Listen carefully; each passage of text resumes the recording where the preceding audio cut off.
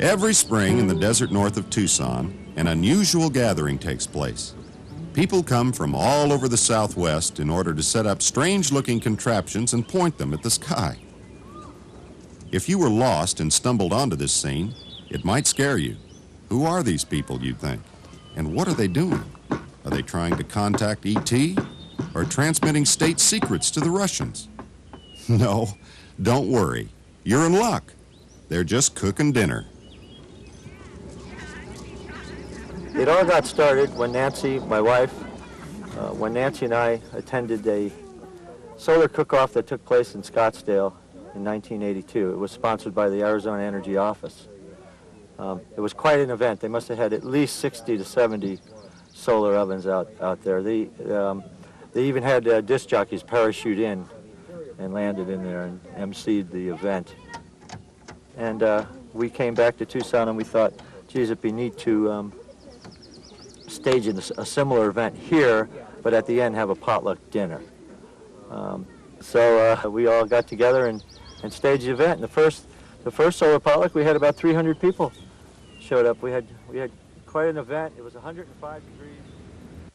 Well, solar potluck was started to educate people on how to cook solar and make people realize that it does exist and it's right out here for you, and it can be done from as cheaply as using cardboard and aluminum foil to making some pretty exotic ovens that we have out here today. The great thing about solar cooking is it's a very simple concept. Basically, all you're doing is you're directing the sun into an insulated box with a piece of glass or two over it that traps the heat. So, I mean, it's really very simple. I mean, you look at it and say, that's really getting up to 400 degrees. That's incredible. Ever since it began, people from many different walks of life have been coming to this annual event. The tinker in them becomes a teacher as they share recipes, ideas, and techniques. Something attracted each person in the beginning. For some, it was saving money. For others, it was saving energy and the environment. And for everybody, it was because solar cooking makes the food taste better. Ribs. All it is, very simply, is some beef back ribs, put in a Reynolds cooking bag, set in one of these pans, and we just add barbecue sauce, pop it right in the oven, and at the end of the day, we eat ribs. Serious solar barbecue. How did they come out? Just like a microwave oven is different from a regular oven, solar ovens have their own unique characteristics. Solar chefs describe their food as being directly warmed by the sun's rays and not attacked by the hot forced air of conventional ovens. Got two 15-pound turkeys. That's 30 pounds of food. We should be done in about 4 hours. So if you want to compare that to a conventional oven, this just as good or better, and the food will be extremely tender. Simply, get a little of that. It's ready to cook. Ouch, ouch. Somebody have the time? What do we got there? Okay, we have one loaf of whole wheat bread. It's 11:09. We're going to put it in there. It shouldn't take any more than between 20 and 25 minutes. We got the oven preheated at 475 degrees. These pizzas are cooking right now. They're cooking just in a very rapid fashion.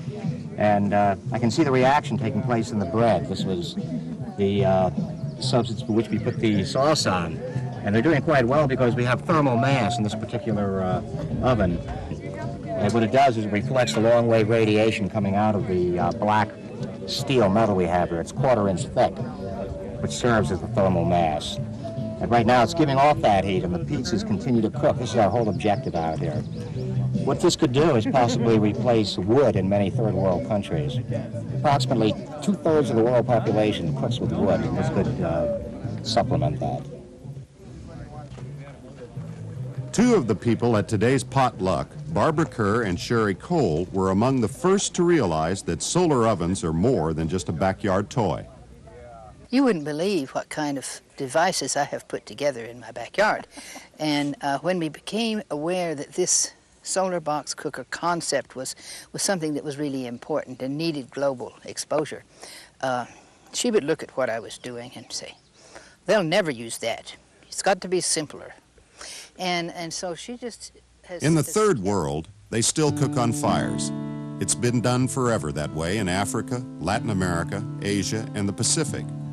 But the trouble now is they're running out of fuel in those places. Today, more than 1 billion people have to search far and wide to find the wood or dung or whatever they can burn just to cook and to boil water for drinking. In time and effort, the cost is enormous. And even worse, the world is losing its forests. It's clear that the wood is going further and further away, and there will be no wood in time in some areas. And in 1976, Barb and Sherry decided to bring their solar oven out of their backyard and introduce it to the world. Well, I remember when we were asked to go to a community meeting in Yuma. Remember that? yes, And it was a partly cloudy day, but nevertheless, we had our cooker and we cooked chicken, and everybody was very impressed. And the newspaper reporter was there, and we said, well, we plan to make more of these. And it came out in the newspaper that we had plans.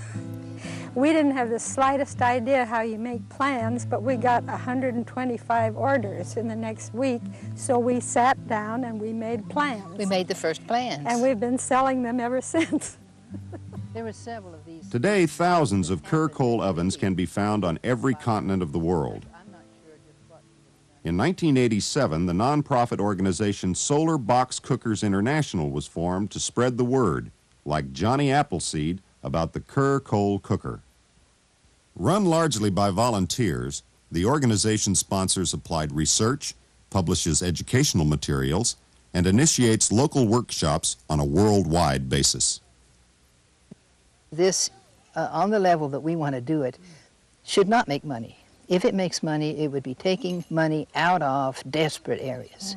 And what we want to do is get it into desperate areas, not to drain them. We're selling, we're not selling things, we're selling an idea.